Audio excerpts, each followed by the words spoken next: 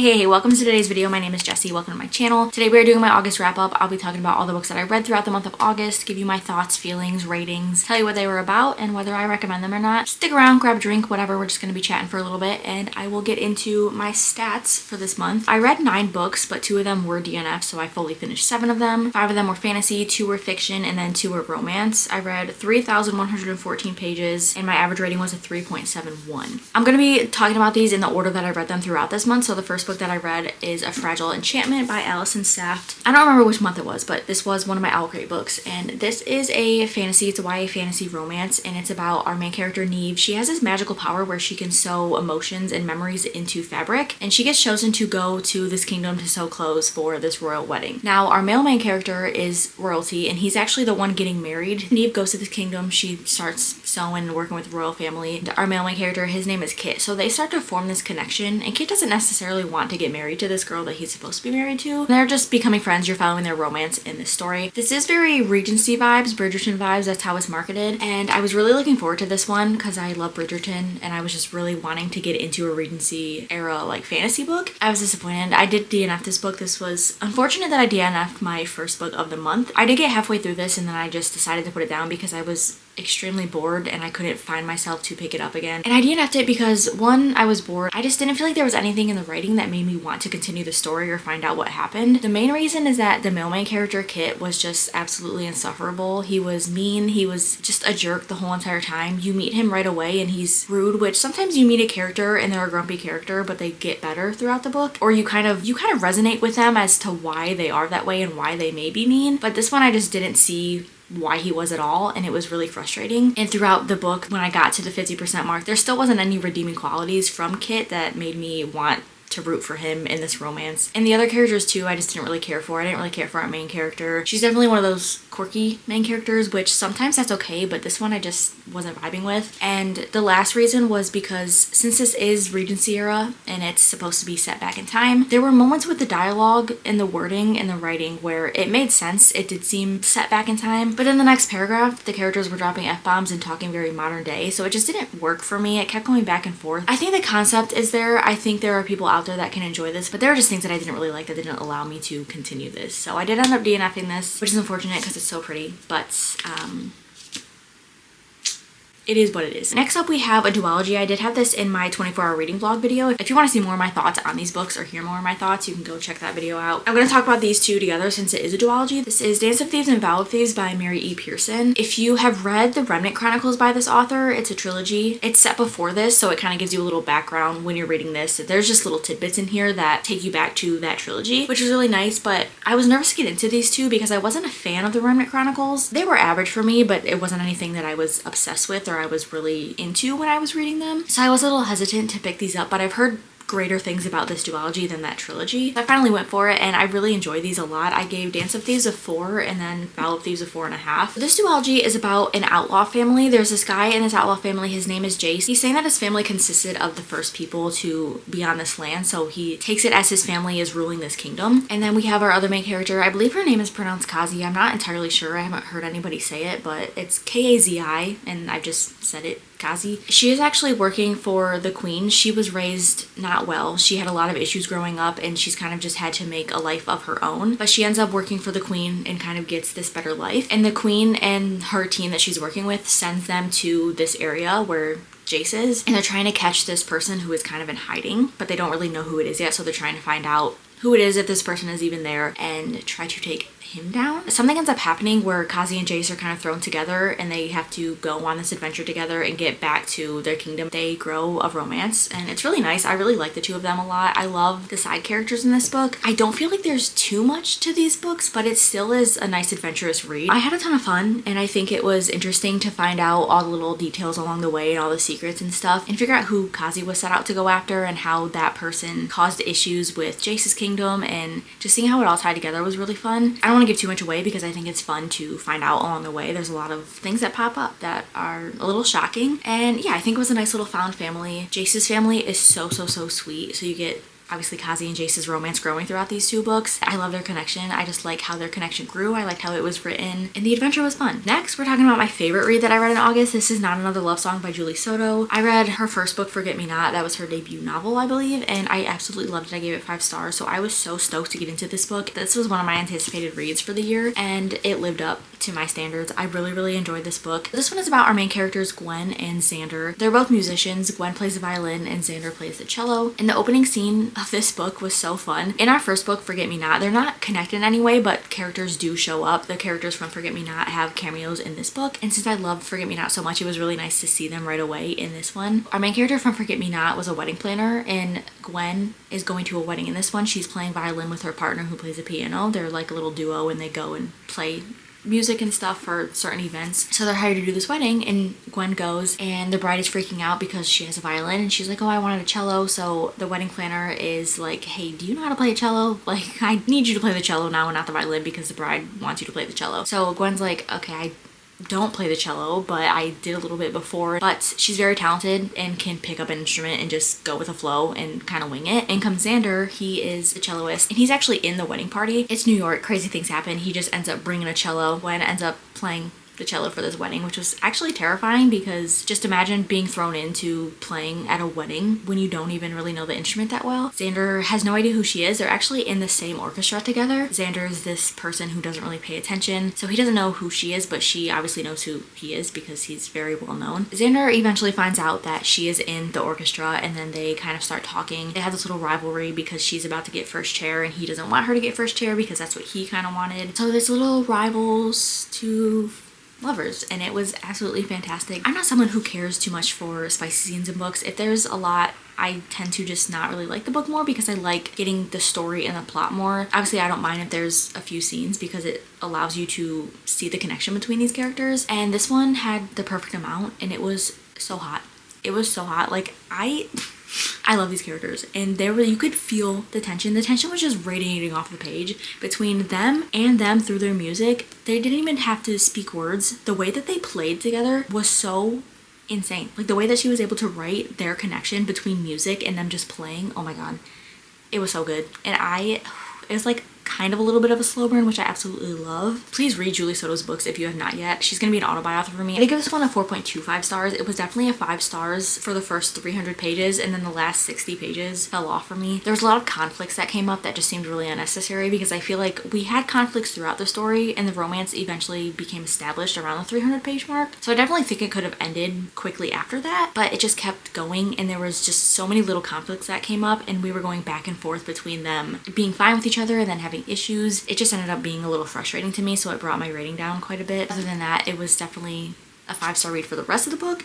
I just wish that it got wrapped up a little faster and it ended when it should have, but there's just so much I love about this. Her writing and the scenes between them, the tension, it was just so good. She's doing it. She's doing it really well. Right, next I read I'll Give You the Sun by Jandy Nelson. This book has been on my TBR for so long, and I finally read it. This is one of the books that I thought I had read because I had it on my shelves, and then looking at my Goodreads, wasn't marked as read, and then I was reading the synopsis and stuff, and I'm like, yeah, I don't think I've read this book. I think I got a little ways into it years ago and I just put it down, but I can say that I finally read this book. This book is about a set of twins. We have Jude and Noah, and they're both artists. They're very young. They're in high school right now. I think it starts off when they're 11?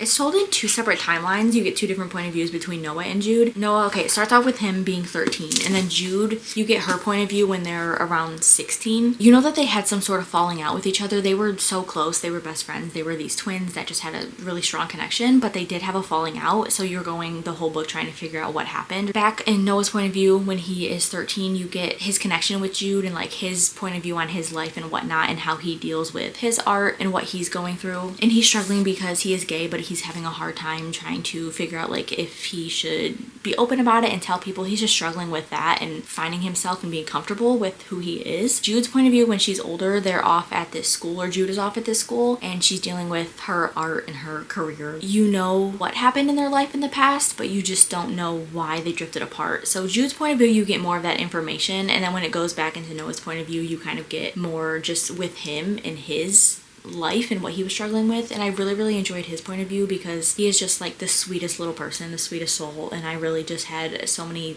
feelings for Noah in this one. Noah's character I love so much, but Jude's character I didn't really like too much, and I wasn't a fan of her necessarily. I think this story did tie together well. I did enjoy it. It wasn't anything that I was obsessed with. I still had a really good time, and I appreciated the writing in this and the topics that it talked about. I think the only thing for me was that the characters seemed really young for what they were going through. Like, there were certain scenes that seemed like it shouldn't have been written for the characters for as young as they were, especially Jude. Other than that, I still really enjoyed it. I did give this a 3.75 stars, and I would recommend this. It's just a nice wholesome read. Okay, and then next up we have my second DNF of the month. So this is Chosen Ones by Veronica Roth. I got 43 pages into this. I didn't DNF it because of the writing or anything. I just wasn't feeling it at all. I wasn't in the mood to read it, and I don't think that I'm ever going to be in the mood to pick it back up, so I'm just gonna unhaul it and get rid of it and not worry about it anymore. So I can't speak too much on this, but this does follow a group of people. I think there's 5 people. Back then there was this person called the Darkling, and he was causing like natural disasters around the United States. And this group of people that are called the Chosen Ones, they were the Chosen Ones and they are fighting off this Darkling. They end up defeating him. This whole concept of this story is that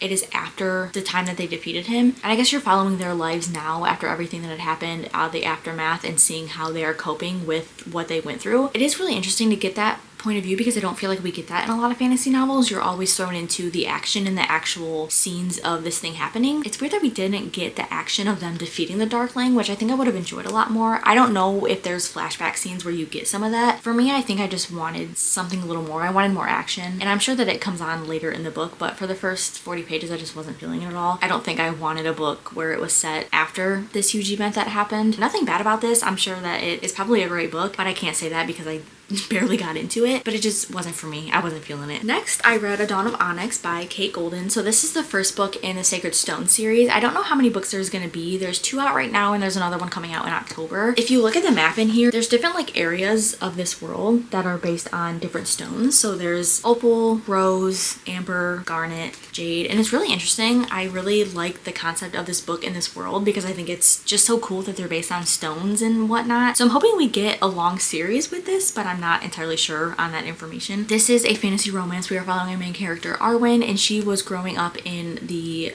Amber territory. What is it exactly called? Let me see. Kingdom of Amber. Okay, so we have the Kingdom of Amber where she grew up, and then she's dealing with the Onyx Kingdom, which in this world people say that the Onyx Kingdom is the bad kingdom and they're mean and kind of scary a little bit. She ends up going there under certain circumstances. So at the beginning of this book, she has her and her sister and her mom. Her brother was actually sent off to fight in this war because Amber is going into war against Onyx. Right at the beginning, he ends up coming back and chaos ensues. Her and her family have to leave and try to escape and go somewhere else. She ends up having to go back, and then she gets captured by the Onyx Kingdom, gets taken to there, and then the story kicks off. Very fun setup. I really enjoyed it. I really liked the writing in the beginning. The world was described really well and I could picture it in my head. I loved the way that we were introduced to things. I immediately had feelings for these characters. I really think that this has a good found family in them, or it's getting to a found family. It's just something that I really enjoyed right from the beginning. Good characters. I really like the plot line in this. I do feel like since this is a fantasy romance, I don't think that I really necessarily liked the romance, or I didn't have too many feelings for the romance. It is a slow burn. I love slow burns. I mentioned that before. It wasn't, I don't know, I didn't really feel a connection between Arwen and our male main character. That's why I didn't fully enjoy this book, just because it is a fantasy romance, so it's focused on romance kind of the same amount as it is focused on the plot. And since I just didn't really feel a true connection with them, I couldn't fully love the book. I enjoyed everything else pretty much. I like this world and the characters, and I think it's a fun read. I think it's going to be a fun series to get into. At this point now, I have read the second book and I cannot wait for the third book to come out. I'm really excited, but you guys will hear my thoughts on the second book at the end of September. But I definitely recommend this if you're into fantasy romance in general, and you want to get into fantasy. This one's really good. I did give this one a 3.5 stars, a little above average. I don't know, the romance just brought it down for me. But I will say, now that I've read the second book, I'm not going to get into that too much, but the romance definitely picked up and I am feeling a lot more towards the 2 characters. I did like them separately, but them together in this book just wasn't working for me too well. But now by the time I've been into the second book, it's gotten a lot better. Next up, I read All the Lonely People by Mike Gale. This is just a contemporary fiction novel. We are following our main character, Hubert. He is an old guy now. So Hubert is from Jamaica originally. He immigrated to England very early on in his life. I don't remember exactly when this takes place, but it's earlier on in the 1900s. So you're dealing with all the racism back then. And since he is a colored person, it was very difficult for him to go to England and find a job and try to fit in with the world. This follows his whole entire life. So it's really interesting to see how he was treated back then and how differently he gets treated as time passes and how the world grows. And then you meet his friends and his family. He also has a daughter who moved to Australia. You're going this whole book kind of not knowing entirely all the information about his life and his family. This follows a present and past timeline, and when you're going into the past, you're slowly finding out that information on how he came to be and how his family came to be. It was written really well. The way that the past timeline was brought into the present timeline, the way that it was split up was fantastic. It's such a good book. It's so wholesome. He's basically somebody that does not want to go out into the world. He just wants to be alone.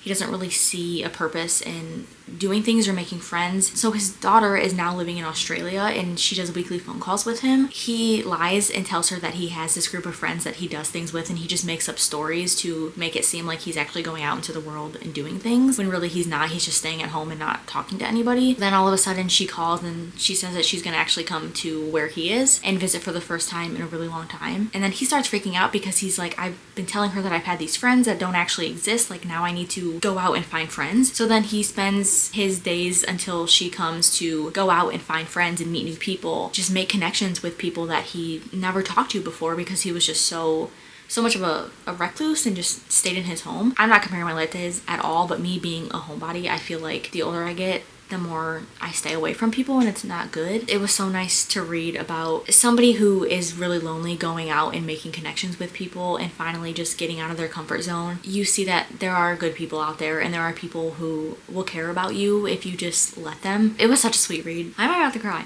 I had to give this a 4-star. It was so beautiful, but it was really sad. I'm not gonna lie. This doesn't necessarily have a happy ending. I can handle books that are really sad and that don't necessarily end well, but this one, gosh, it was just, there were so many things that kept popping up that it just seemed like it kept getting worse and worse. So if that's not something that you enjoy, if you don't want to do a sad book, do not read this. If you're willing to get into it and just learn about his life and his beautiful story, then I definitely would recommend it. Last but not least, I have Collide by Balcabra. I don't really know how to pronounce all his names too well, but that's how you spell it. I'm not really ending my August on a good note. I didn't really like this book. I was waiting to read this. I've had it on my TBR for quite some time now. If you read Icebreaker, this is basically Icebreaker in a different font. Just like an Icebreaker, we have an issue with the hockey team. Aiden is a hockey player, and then Summer she has to do the school project, so she has to work with somebody on the hockey team, and it ends up being Aiden. So she is trying to do her project with him, and then he has all this trouble with the hockey team and they get in trouble, so he has to do this project with her. That's kind of his punishment. Okay, I don't know what I just recorded. I had to change my battery, so the camera angle is probably way off. I thought I was recording again, and I apparently wasn't. Anyway, I think I left off when I was saying that Aiden got punished because the whole hockey team did something bad and he's the captain, so he had to take the fall for it. It's just their romance and how they connect and go throughout this whole project thing and his work that he has to do to get back to the hockey team being okay. I did give this a 2 stars though, because I just didn't feel the romance at all. I didn't feel like they had any connection, and I wasn't rooting for them in any way. And if it's a romance book, I want the characters to feel like they are meant to be together. I want to, I don't know, I just want to feel attention. I want to be able to understand that they are made for each other. And this one, not at all. I think this book could be for someone if you're looking for just a fun college romance read where these characters don't really care about their feelings or how they make other people feel. It was just one of those books where characters are going around, they're in college, they're party people, and they're just going around kissing everybody and not really caring who they hurt or whatnot. So that's just not for me, and I want a romance where they care for each other and they want to be together and not just go around and think about other people. If you like a dialogue driven book, there's a lot of dialogue in here. There was too much dialogue in there for me, and there wasn't really too strong of a plot. I just didn't feel the connection with the romance. It's one of those books where you don't believe that the characters are gonna end up together. Despite the epilogue, they didn't make it. I'm just saying that right now, I don't think these two made it. I really wanted to like this, but unfortunately I didn't, and I won't be continuing this series. Anyway, I've been yapping for a while, so we're gonna head on out and I'm gonna wrap this video up. Thanks for hanging out with me. If you would like to stick around and see more of my videos, hear me talk about books and just what I'm doing with my life, feel free to subscribe. Comment and let me know what your favorite read of August was. I guess that's it. So I will see you guys later. I will see you in my next video, whatever that may be. I hope you have a great day and a great night wherever you are. And I already said I'll see you later, but I'll see you later. Bye.